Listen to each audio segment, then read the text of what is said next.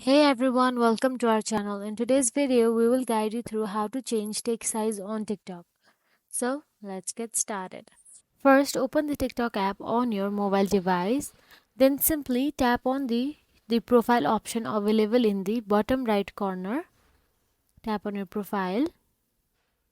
After you tap on your profile, tap on the three dashboard available in the top right corner.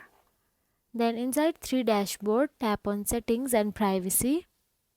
After you tap on settings and privacy, tap on the accessibility. Then in accessibility, you will get to see the text size option on top.